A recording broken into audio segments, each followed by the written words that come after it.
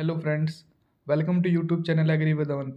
Today discuss about the effect of abiotic factors on insect population. So let's start the video. Firstly, our first abiotic factor is temperature. ये most important factor होता है हमारे जो insect की population को determine करता है।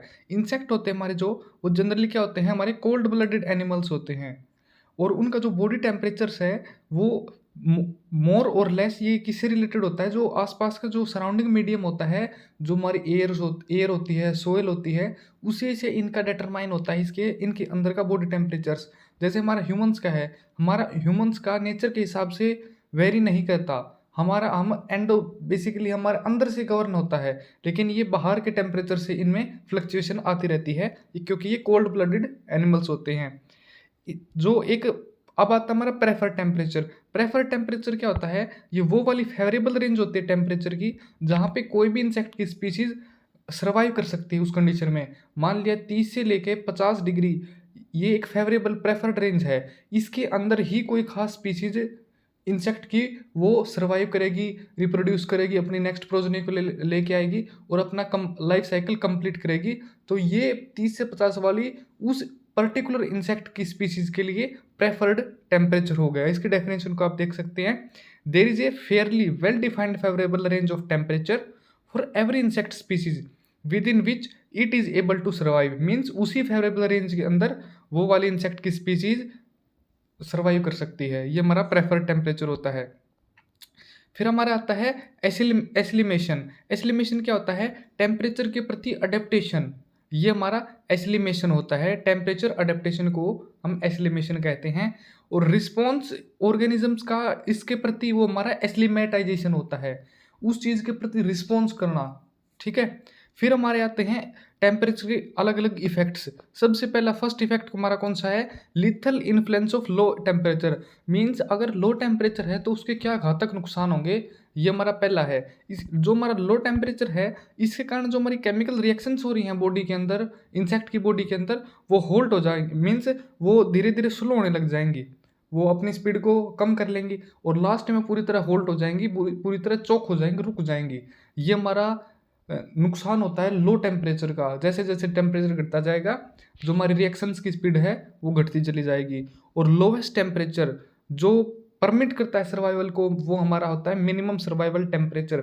मान लिया कोई इंसेक्ट वो मिनिमम 0 डिग्री को सहन कर सकता है, उससे नीचे उसकी डेथ हो जाएगी तो वो उसका क्या है, वो उसका मिनिमम सर्वाइवल टेम्परेचर है। ये हमारा था lethal influence of low temperature.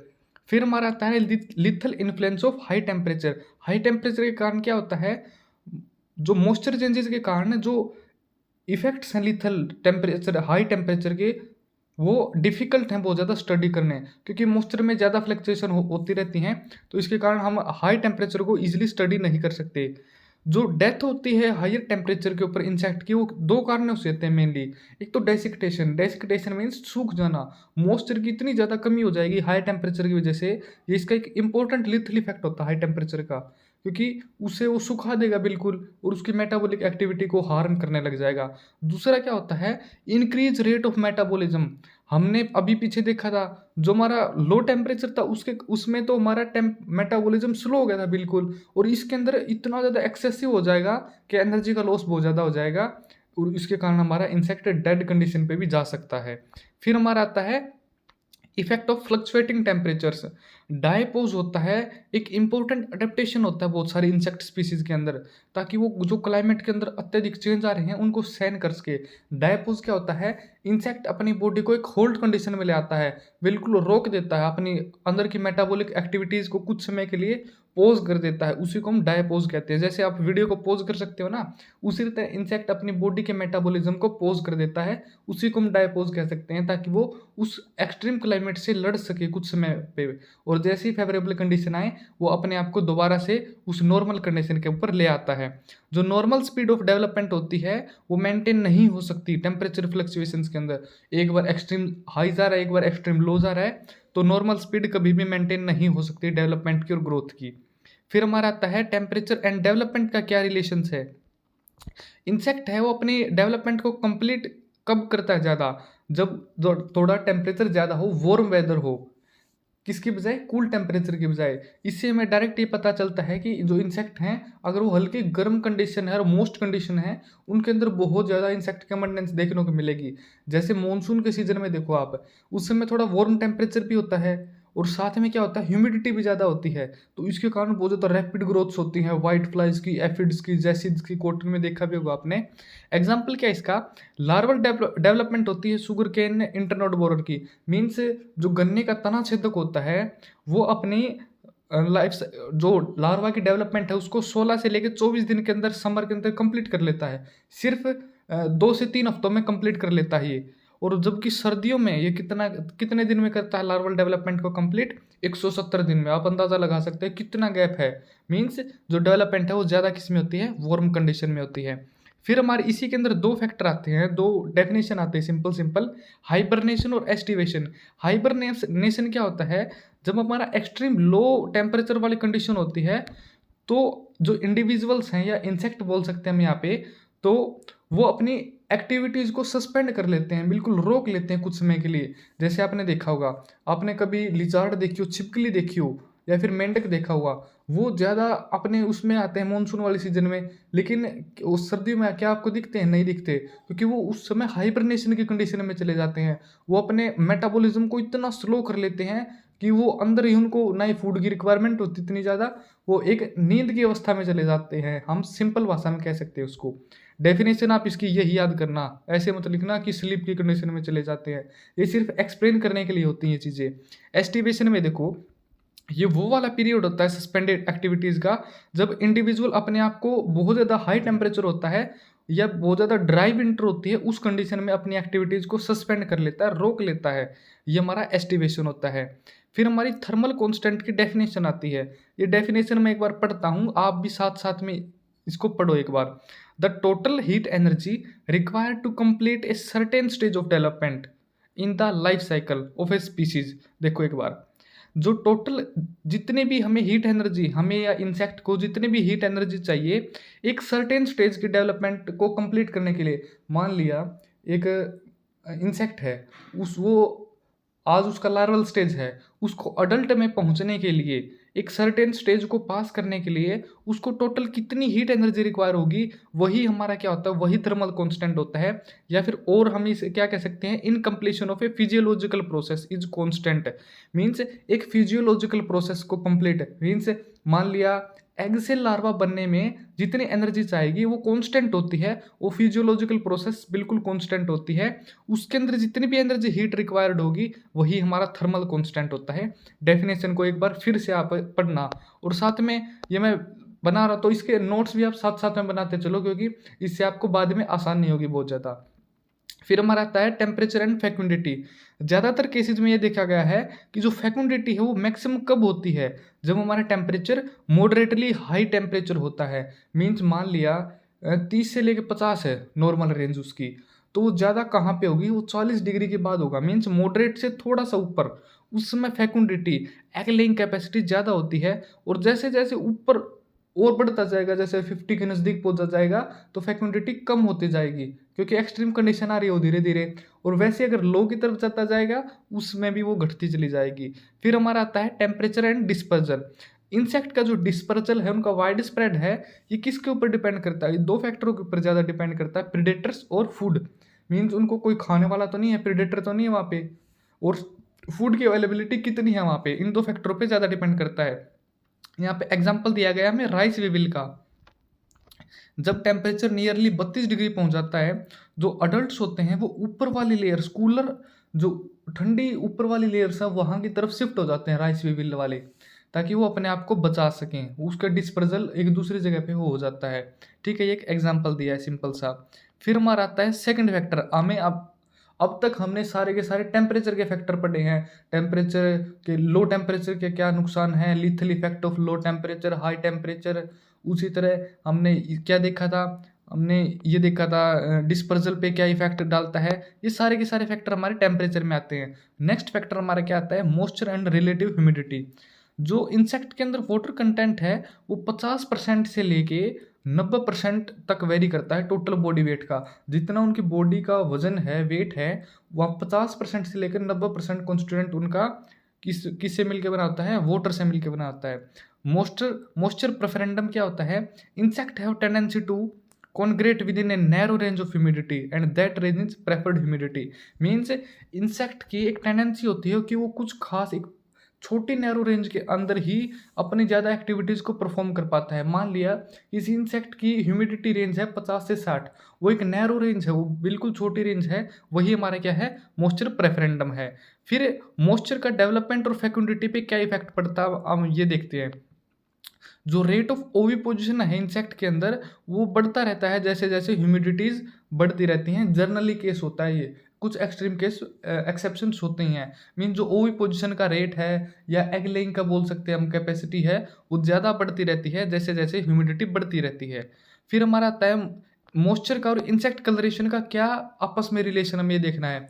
Insect colouration है ये किससे इन्फ्लुएंस होता है? ये इन्फ्लुएंस होता है मॉइस्चर कंटेंट में, इन्वायरमेंट में। मीन्स कोई खास जगह जहाँ पे ज़्यादा वाटर मिलेगा आपको तो वहाँ पे डार्क कलर मिल सकते हैं ज़्यादा। दूसरी तरफ आप रेगिस्तान में देखोगे वहाँ पे लाइट कलर्ड वाले ज़्यादा मिलेंगे। क्यों? क्योंकि डार्क कलर ज़्यादा हीट ऑब्जॉर्व करेगा, और ज़्यादा हीट ऑब्जॉर्व करेगा डार्क कलर, अगर स्किन का डार्क कलर है तो ज़्यादा हीट ऑब्जॉर्व करने के कारण वो मॉइस्चर को ज़्यादा रिलीज कर पाएगा। मॉइस्चर ज़्यादा रिलीज हो जाएगा वहाँ पे, क्योंकि हीट होगी ना डेवलप, क्योंकि डार्क रंग हमेशा ज़्यादा हीट को ऑब्जॉर्व करता है, लाइट उसको रिफ्लेक्ट कर देता है। इसलिए आप डेजर्ट वाले को देखोगे वहाँ पे पहले मॉइस्चर की कमी है, इसलिए वहाँ के ज़्यादातर इंसेक्ट का रंग आपको लाइट कलर का मिलेगा, क्योंकि लाइट कलर ज़्यादातर उसको रिफ्लेक्ट कर देगा और ज़्यादा उनकी बॉडी हीटअप नहीं हो पाएगी, और इससे उनकी बॉडी से इवेपोरेशन का रेट घटेगा। ठीक है, dark colour is equal to less moisture यहाँ पे इसलिए लिखा है, और light colour is equal to more moisture, means उनके अंदर ज़्यादा मॉइस्चर होल्ड हो जाएगा, ये बात बता रखी है इसमें। ठीक है, आप अपोजिट मत समझ लेना इसको। फिर moisture conservation devices in insect, means यहाँ पर ये बताया है कि इंसेक्ट की बॉडी के अंदर कुछ मॉइस्चर को कंजर्व करने के लिए मैकेनिज्म्स हैं। वो क्या क्या है? वैक्सी लेयर ऑफ एपिक्यूटिकल, जो उसका एक्सोस्केलेटन होता है वहाँ पे एक लेयर होती है वैक्सी लेयर, वो क्या करती है? मॉइस्चर के लॉस को बॉडी में से रोक देती है, एक पतली सी लेयर होती है। ठीक है, फिर होता है स्पाइरकुलर क्लोजिंग मैकेनिज्म, मीन्स जो उनके स्पाइरिकल्स हैं वो ओपन और क्लोज होते रहते हैं, ताकि जब ज़रूरत नहीं है तो वो हवा आपस में पास ना हो। ज़्यादा हवा पास होगी तो वो मॉइस्चर को अपने साथ उड़ा के ले जाएगी, इवेपोरेट कर देगी, तो इसलिए उनका क्लोजिंग मैकेनिज्म होता है। साथ में उनके अंदर एक्सक्रीटरी ऑर्गन होते हैं, जैसे यूरिन हो गया या फिकस हो गया, उसमें से वाटर को रीअब्जॉर्ब इतनी ज़्यादा कैपेसिटी होती है। जैसे आपने देखा होगा उनका बहुत ही कंसनट्रेटेड यूरिन होता है ज़्यादातर इंसेक्ट का, इसलिए वो बहुत ज़्यादा, कई बार अगर किसी व्यक्ति के ऊपर या एनिमल के ऊपर गिर जाए तो वो ज़्यादा जलन क्यों करता है? क्योंकि उसके अंदर यूरिक एसिड होता है और बहुत ही कंसनट्रेटेड मात्रा में होता है, क्योंकि उसमें ज़्यादातर वाटर तो रीअब्जॉर्ब हो चुका होता है। ये इनके कंजर्वेटिंग डिवाइसेज हैं, 3 हैं, सिंपल से आप ध्यान रख लेना। फिर आता हमारा effect of extreme of moisture conditions.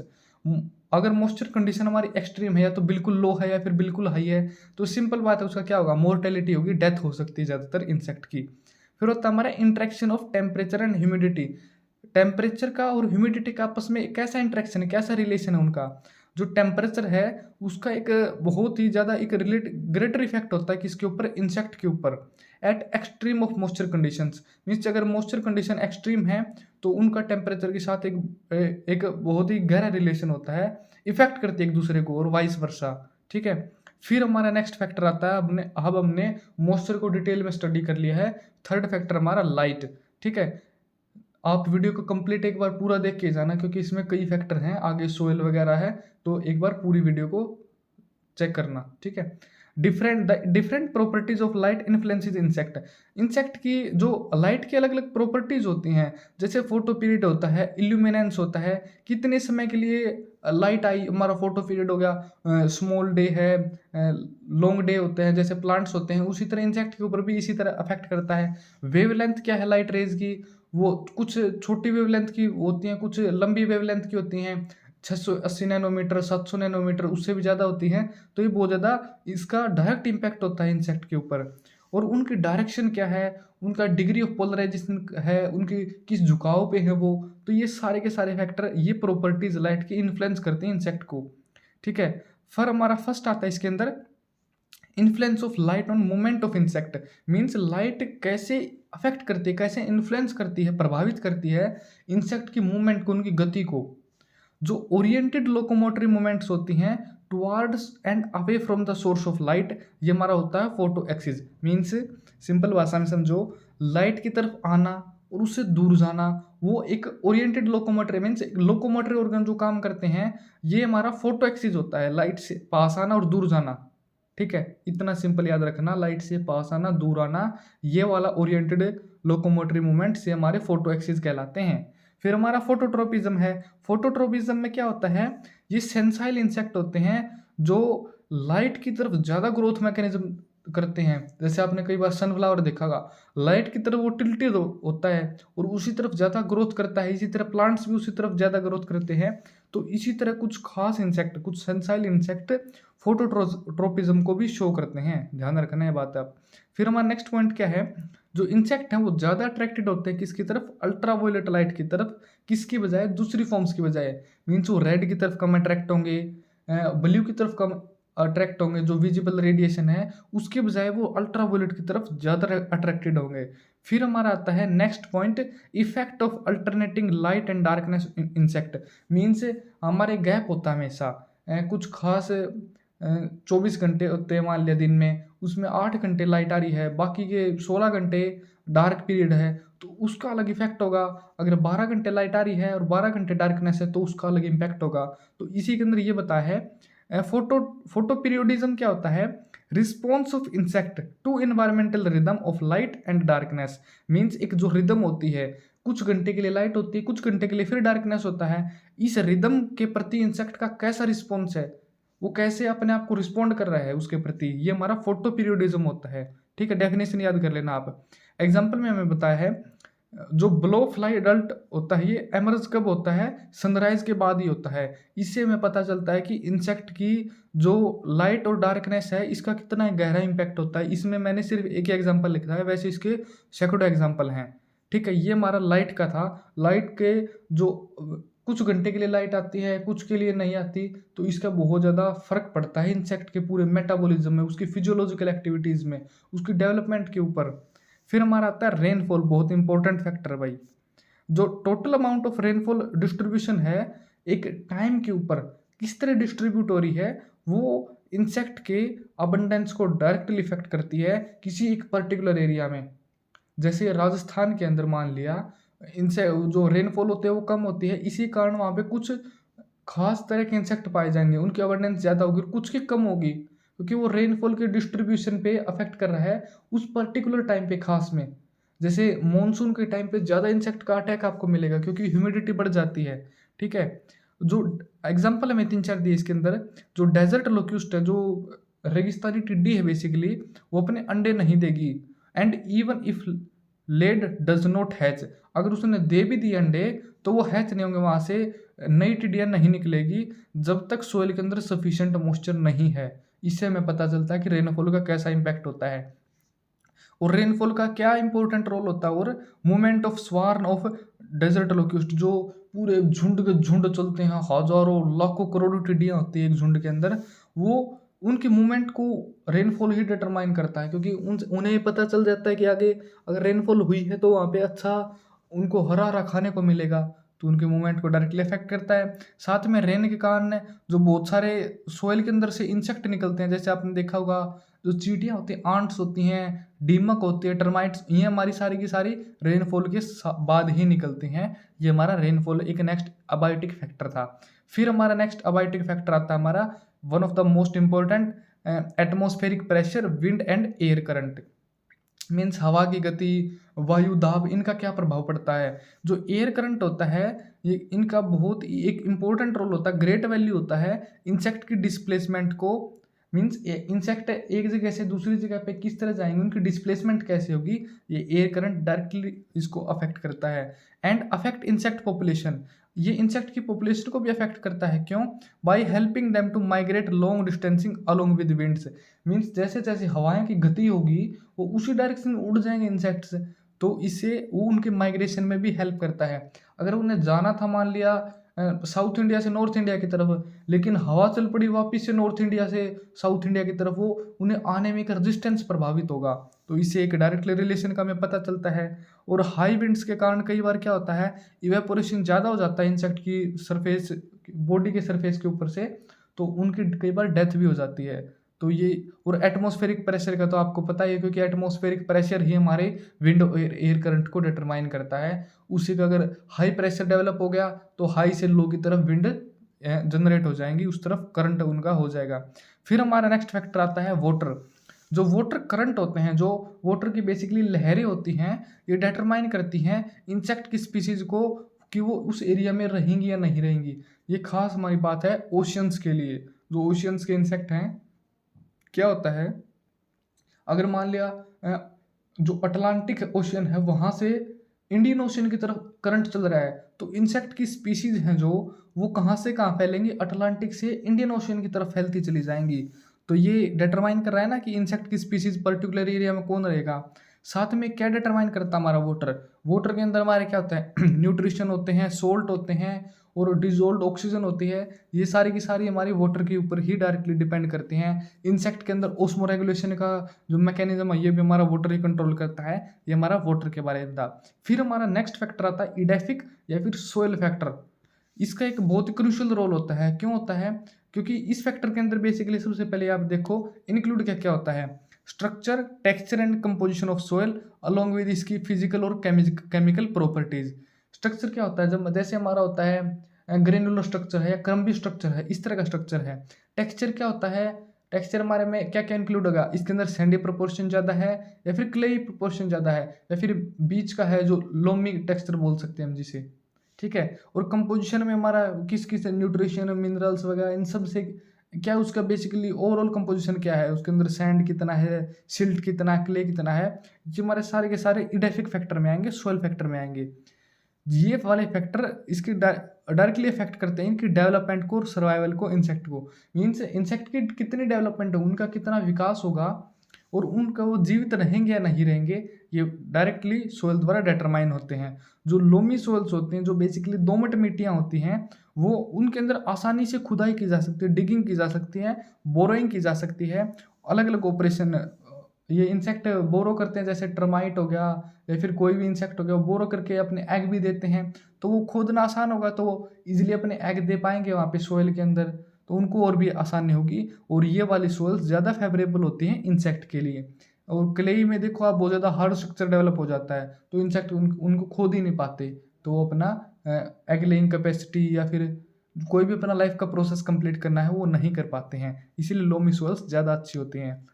ये हमारा वीडियो का एंड था। अगर आपको वीडियो अच्छी लगी हो तो लाइक करना, शेयर करना और चैनल को सब्सक्राइब करके जाना। Thank you friends.